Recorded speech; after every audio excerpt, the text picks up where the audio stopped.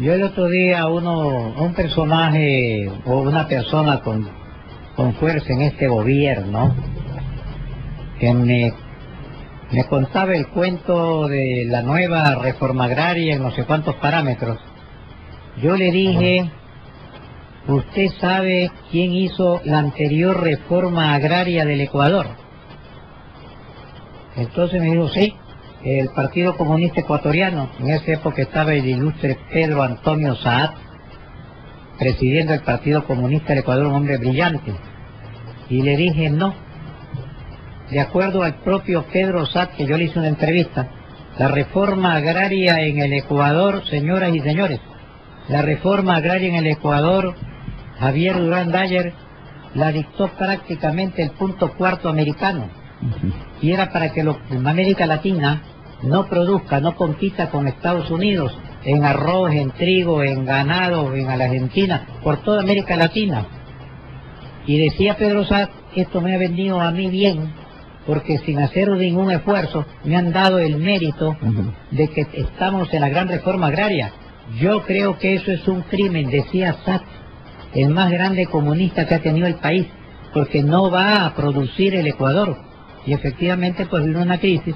En eso se hizo una gran campaña en el gobierno de Arosemena Gómez y se terminó con la reforma agraria en un famoso debate que hubo en el Congreso de esa época. De manera que mire bien, y esto es interesante, que la historia hay que recorrerla.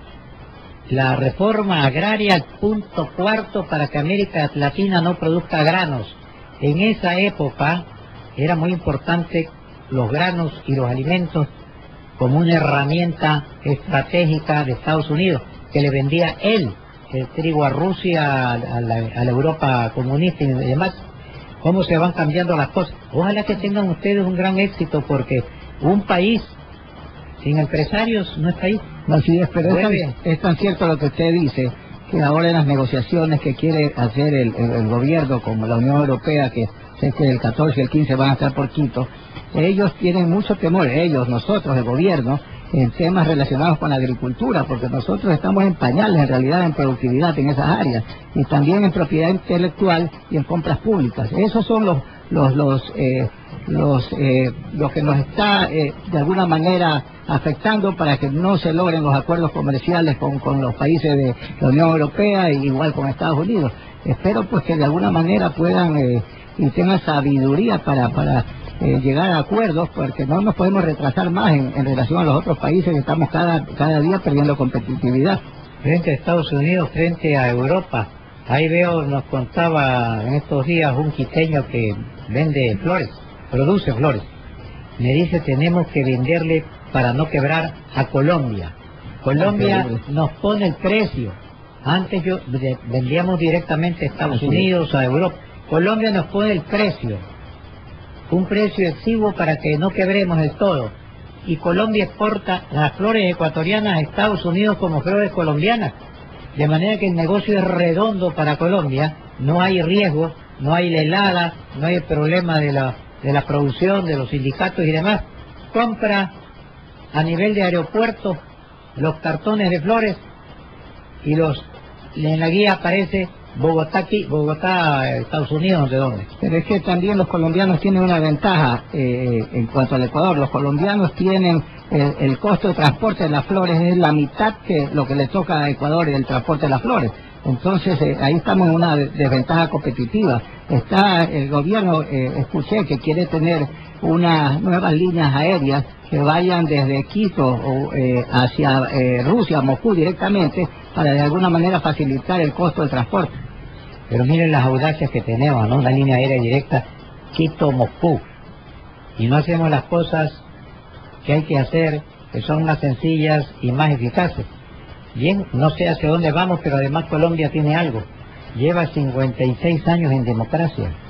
Ayer volví a revisar, porque es un gobierno, y la democracia en Colombia nace con el Pacto Liberal Conservador, después de que Fidel Castro incendiara, hiciera el gran Bogotazo y se matara a Jorge Eliezer Gaitán, que es el más grande líder democrático.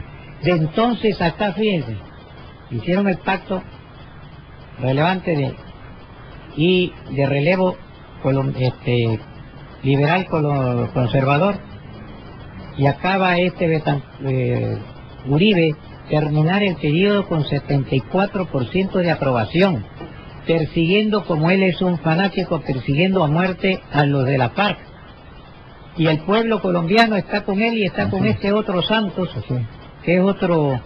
Sorpresivas fueron las votaciones. Y sabes que toda América Latina está ahora en la libre empresa, en los derechos humanos, en la riqueza, en la democracia, antimarxista totalmente. De América Latina solamente quedan 3 enclaves. Cuba, pues que Cuba será comunista hasta el entierro de Fidel Castro, que ya el Señor lo recogerá.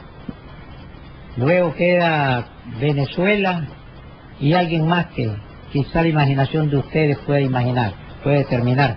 Bien, entonces nos alegramos que esté en camino ese proyecto. Vamos a hacer fuerza. Siempre hemos peleado por los industriales, que consideramos que es la fuerza como lago socialista para hacer un gobierno fácil, sin problema y de grandeza para Chile. Me asocié con los industriales y los inversionistas. Y él era socialista, es socialista, ateo, pero de convicción. Y me dijo, gobernar ha sido facilísimo. Eso, ir al pueblo y agrupar para la nación y para el pueblo los grandes intereses económicos, y eso lo hizo.